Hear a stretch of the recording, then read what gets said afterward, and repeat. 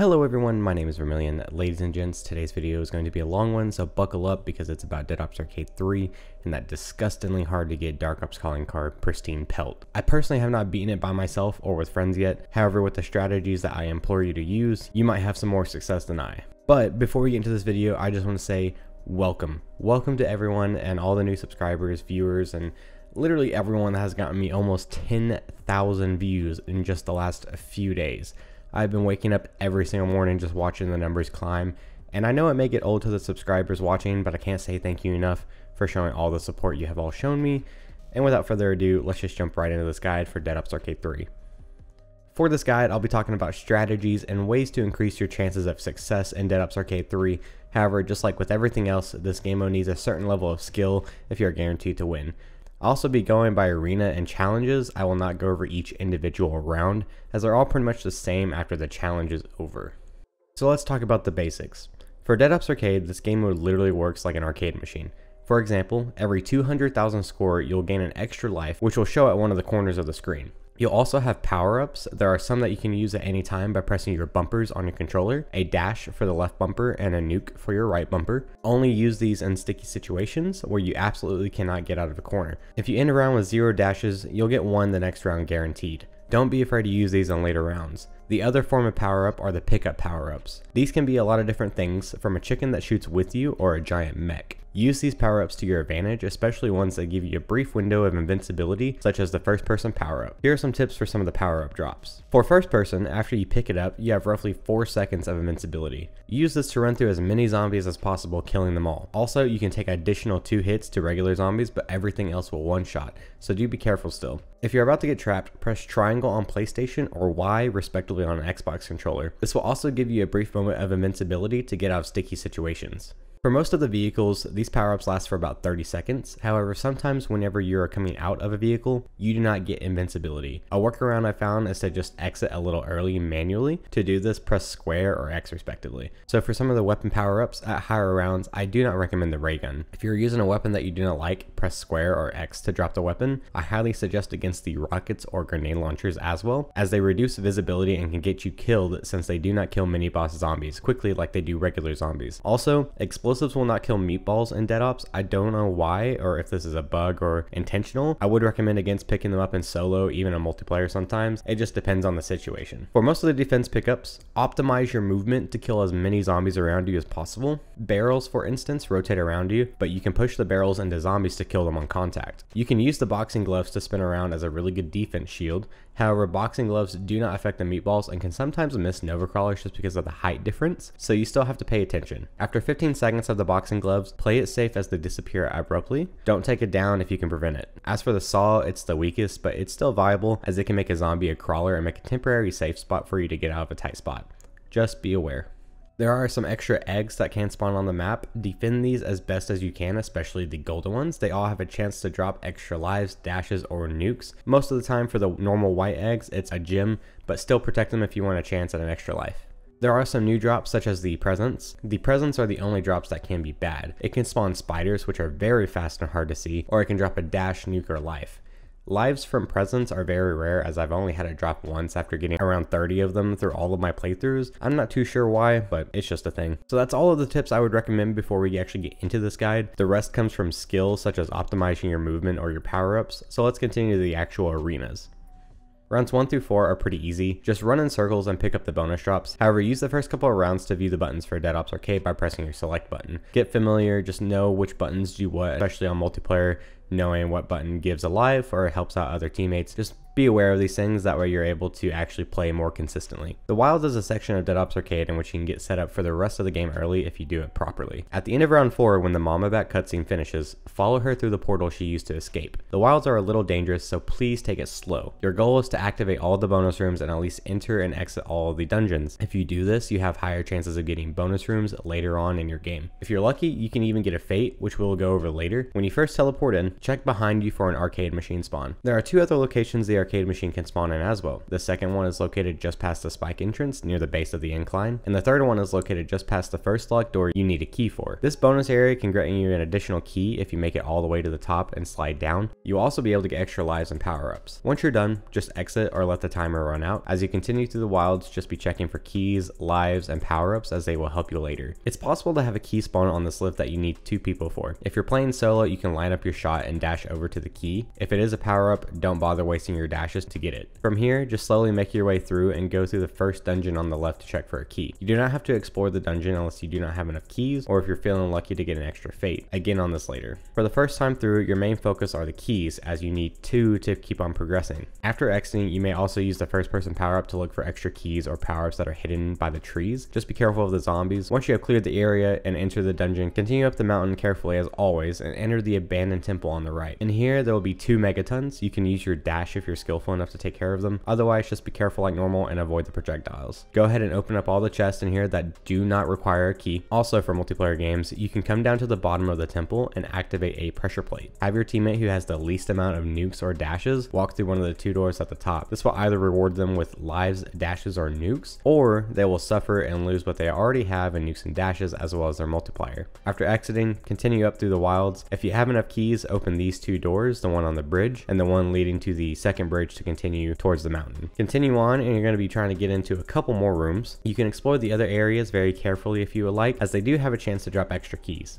The first room will be on the left. The dark crypt has a lot of chests to get your score higher. Use this to get some extra lives or at least get close to one. Be careful when exiting the dark crypt. The zombie warlord from Ancient Evil can sometimes spawn right on top of you. Just run away and continue or kill him and watch out for his charge attacks as well as his spears. The next location you want is the boom room. It will be on the right just past the flogger. You can pass all the zombies as they will just despawn once you enter the room. After you enter the bonus room, go ahead and grab all the nukes that you can carry. Also, if you're playing multiplayer, go ahead and just split them up evenly. There should be 9 in total. Each of you can grab 2 and somebody else gets an extra. After exiting, go back to the alley and continue upwards to enter a river. Go right and enter the next dungeon. Again, check for keys or explore the entire dungeon if you're feeling lucky for a fate. Once you exit the dungeon, go up the river to a spike to take a shortcut to avoid the hellhounds. Run past the elephant from 9 and enter the vehicle. Don't be afraid to use a dash or nuke here to keep yourself from dying. Also, be sure not to shoot the vehicles. They explode pretty easily. Follow the path on screen and open the next door if you have an extra key. If not, go to the right and enter the portal to exit. You can come back here at round 20 and around 36. Be careful as there is also a trap right out the door, so be quick. Go ahead and clear both sides of the room now. They're both covered in gems reducing visibility. There are wardens on the right and hellhounds on the left. Once both rooms are cleared, check the right side for keys by using your camera to view over the wall. If there are no keys there, leave it be unless you're really good at avoiding fireballs. Go up the stairs and across the lava pit. Kill the warden before crossing. There will be a first person power up. Go ahead and pick that up and hit the spring. Dash looking at the wall and pull back so you land on the cliff. 9 times out of 10 there will be a key and an extra life up here. Sometimes even 2 keys. You can dash back or waste a bunch of nukes to take the springs back. If you hit the springs here, they send you high enough to cause fall damage, so do be careful. And now that the right side is completely cleared, clear the left side and gather all of the loot as well. Sometimes there'll be a key on the left, but not always. It has a higher chance of being on the right. If you have 2 keys after you looted both sides, you can go ahead and open up the next 2 doors to start heading up the Fates Mountain. Now that you're actually heading up to the Fates Mountain, you'll be able to get a fate by round 4, and this will help you in the early game. After you start your trek up the mountain, be careful and take it slow. There's a bunch of spawners as well as fireballs and traps. You can use a nuke or 2 as there are usually 2 nukes as you progress upwards. And once you make it to the bridge, kill the warden, cross it, and then go ahead and kill the Nova crawlers on your left. After you kill them, you can access another dungeon, but do be careful with this dungeon. If you enter the dungeon and hit the back wall before you activate the loading zone, it will glitch out like mine did. So enter it slowly, be sure you activate the load zone. If you're in multiplayer, you can gain the extra lives by using this pressure plate and have someone at the bottom take the lift you activated to gather the extra lives. Here's where all the extra keys come into play. If you're solo, all you need to do is offer the altar 1 key to reveal the fates. If you're a multiplayer, you need 2. After you offer your keys, continue up and kill the spawners and werewolf. Keep your distance with the werewolf as he can lunge. Also, keep his moveset in mind for later, as there will be another boss round involving him. Once at the top, follow in the noticeable hole. This will take you to the fates room with 4 pedestals where rocks will spawn. If you did not offer any keys, the rocks all look identical and you're taking a chance at what fate you will get. If you did offer a key, there will be noticeable patterns on each rock. Here's a little guide for the fates so you can decide. I'll also put up on screen what each of the fates do as I name them off.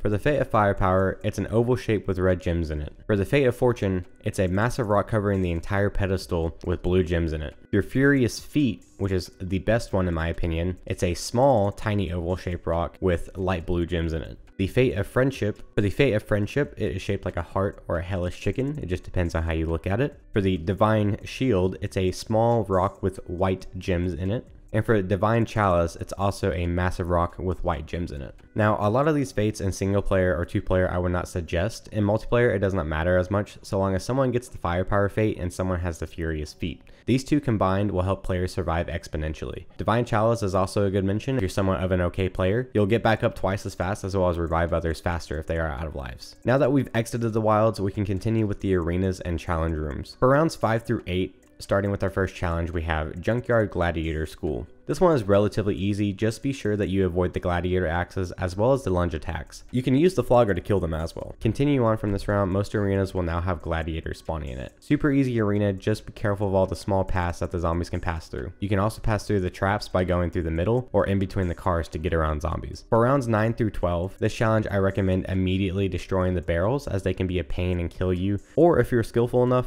you can use them against the zombies, which is a lot more effective. This arena is fairly easy as well once you're done with the challenge mode. Just be sure to play smart with the training of the zombies. Kill what's blocking your path versus the horde that is chasing you. For rounds 13 through 16, there's no challenge here, but it is the first main area that people die in due to there being such a tight space. You can use your death machine or quick feet to make room between you and the zombies. Always be on the move. If you are a multiplayer, there is a good pile of glitch you can use for this arena. All you have to do is edge out over the top of the mausoleum and you'll be able to walk across the spawn door at the bottom where the zombies come from. You can let your teammates shoot the enemies that pile up in front of you, but you do have to be careful as the gladiator axes and barrels can still kill you. For rounds 17 through 20, this is a really difficult challenge if you do not have a fate. They come from below, spawns and zombies in a circle around you. There's a pattern to their spawns, so you can make an opening for yourself if you follow the pattern of the circle. Furious Feet helps a lot here. If you do not have a fate, you can use the Tesla coil that is usually in the challenge room to kill the zombies quickly. On the last few rounds of the zombie spawn, they will get insanely fast. Play it safe and be smart at how you're training the zombies and you'll be just fine. From here on, the remaining rounds in this arena will have occasional fast zombies that come from the ground. Get the theme now. Just keep your spatial awareness and this one will be a cinch. At the end of round 20, if you do not fully explore the wilds at round 4, there'll be a portal to go back to get your fates. For rounds 21 through 24, we have the Smoke and Ruin challenge at the beginning. This by far has the lowest visibility, especially in multiplayer. Keep moving and watch where the glowing orbs go. That's where the zombies will spawn. If someone gets a first person drop or gets a chance to go invincible, have them drop down in the hole where the smoke is coming from. Typically there's a power up or even a life here for everyone. The rest of this arena is fairly easy to train in, especially with Furious Feet or the Fate of Firepower. For rounds 25 through 28, we have the Afterlife challenge. This one is really easy on solo and basically a cakewalk in multiplayer. All of the ghosts take just 1 or 2 shots to kill. The only thing you have to look out for is them spawning right on top of you. I'm pretty sure if you have 4 players, each one can take a spawn and back yourself up against a pillar. This will prevent the ghost to spawn behind you. Instead, they will spawn in the middle of the room. This room is also very large for training, so this is a breather room for multiplayer and solo. For rounds 29 through 32, we have the Underboss battle. For rounds 29 through 32, we have our first boss battle. 6 arms and a hot tub. This is the very first challenging room. With multiple players, you will shred through this boss with decent practice. If you're on solo, you need to take advantage of the drop-offs from the top of the arena. You can drop off the log, both sides of the cliff, and even in the middle area at the top. Be careful of the pool of water as it can shoot out water. If the pond doesn't kill you, the low visibility will. So just play it safe with the zombies and use those key vantage points to beat this challenge with ease, as well as the rest of the rounds in this arena. Rounds 33 through 36, we have the Electro Zombie Therapy challenge. This one isn't that much of a challenge round, it just has a few extra electric zombies. Be careful of their range attack, which they only attack after getting close. The other thing you need to watch are the Tesla coils that come up from the ground. Other than that, train the zombies like you would normally do. For rounds 37 through 40, we have another boss battle, the Blight Caterwall. This challenge is a little difficult due to the many Tesla coils, and you slip and slide on the ice pretty badly. Furious Feet can get you killed here if you're not careful, but with practice, you'll be just fine. Take care to avoid the Blightfather's projectiles as they home in on you and kill you in one shot. Use the circular space like you did from round 17 to avoid the zombies while shooting shooting mainly at the boss. Take care of any zombie blocking your path as well. For rounds 41 through 44, we have spaghetti and you can fill in the blank, it's meatballs. This challenge is fairly easy with the faded firepower as the meatballs die pretty quickly. Just take time to train the meatballs around obstacles so they are forced to turn sharply. Do not stay on land as they can spawn right on top of you and kill you. This arena is where a lot of people will fail as the zombies have higher health and it is very hard to see them. Do not be afraid to waste a lot of power-ups here. Also, if you're about to get trapped near the blood waterfall, use it to go up the waterfall to get 3 free nukes. You'll need them for this arena, and if you can get past this arena without wasting a lot of your power-ups, you're actually amazing at this game. For rounds 45 through 48, we have the Spectral Hounds of Darkwood. Focus on the fast spectral dogs and run trains around the edges of the map. If you need to pass through, you can walk up the mounds in the middle, but be careful because zombies can spawn there as well. This challenge is a little different as well. It'll switch immediately to another boss battle called What Big Teeth You Have. This will spawn in a werewolf from Dead of the Night. Take your time to avoid the boss's lunge attack and keep him a distance away from you the whole time. The rest of the arena is fairly easy on solo, but can be chaotic in multiplayer. For rounds 49 through 52, the challenge round Dead Drop spawns a continuous stream of wardens. This can be tough without the fade of firepower. Just keep a train at the bottom for a bit and then head upwards to the top of the castle area. Keep going in a slow loop around the castle to the bottom, killing things in your way and then focusing on the wardens. If you go down or have invincibility at any point, use it to kill as many wardens as possible. After this challenge round, continue the same strategy in solo. If you are in multiplayer though, you can have 2 players watch the stairs and 2 players watch behind to get through this arena fairly quickly. For rounds 53 through 56, we're at Mamaback's house. This one's a fairly easy arena. On solo, you can stay in the middle and run trains. Use the lawnmowers to help kill zombies quickly. If you're on multiplayer, you can set up a camp spot and just shoot down the alley to get through the rounds. If you have Furious Feet or Divine Protection, you can use your nukes to help out and get through the rounds pretty quickly. For rounds 57 through 60, there is no challenge in here as the arena is really hard to train in already. Avoid places where zombies spawn. As soon as you see a zombie spawning behind you, plan a route to get out of there. Do not try to stay in open areas when zombies are coming from multiple sides. In multiplayer, you can set up 2 people to watch sides of the bridge.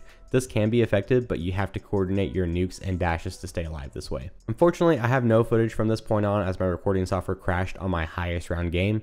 I will leave a link in the description though of a really good player that has beaten this fairly easily. He's much better than I am. You can go watch his 4-hour video of Dead Ops Arcade in which he shows everything in much more detail than this video, but I'm just trying to explain everything as fast as I can. Here's what I can say though. You can exit early or you can explore just like the other wilds. If you're already stacked on lives, it's not a must, but if you're low, take your time through here and loot as much as you can. It'll help you for the next arena. When you reach the skeleton boss near the exit, you'll have to kill him to continue. Take your time by killing the rest of the zombies and then kill the boss zombie. For rounds 61 through 64, we have the underboss battle, 3 mouths to feed. You're in the final arena now. All you have to do is focus on the Margo boss and train zombies like normal. It's very similar to the other circle arena layouts, just use the space to your advantage. And employ the same strategy for the rest of this arena, including the Mamaback Fight. Watch out for Nova Crawlers though, as they can speed up the rest of the zombies to an unholy amount of speed. And for the final fight on the Mamaback boss fight, if you're in multiplayer, I would suggest trading off nukes and dashes to focus on Mamaback. That way you can keep the zombies away and kill Mamaback as fast as possible without going down. Use the invincibility as much as you possibly can so you can get the Dark Ops calling card Pristine Pelt. After you beat this round, you can officially say that you have beaten Dark Ops and never have to play this game mode again, at least not for a serious run. Dead Ops Arcade is a fun game mode, but if you're a person going for this trophy or achievement or calling card, it's not a good challenge as there's so many variables to Dead Ops Arcade and a lot of RNG with bonus rooms and your fates in some games. If Treyarch can make a change to this calling card to just killing the Mamaback versus doing it without dying as well, that would get rid of a lot of stress for people, as it already takes 4 hours to get up to this boss fight, and if you die once in the final round, you have to reset. In comparison to round 100, which takes 2 to 3 hours and are very easy to do now with the ray guns and Ring of Fire. Overall, it's a fun time for casual play, but for this calling card, it can be a heart-wrenching journey. Well guys, that's all there is to this video. Thanks for sticking all the way through to the end. I know it was a long guide, but I tried to cover everything in as little time as possible. If you are really wanting to beat this, it takes a lot of practice and patience. Unless you are playing in multiplayer, don't expect to beat this for your first time. If you found this video helpful in any way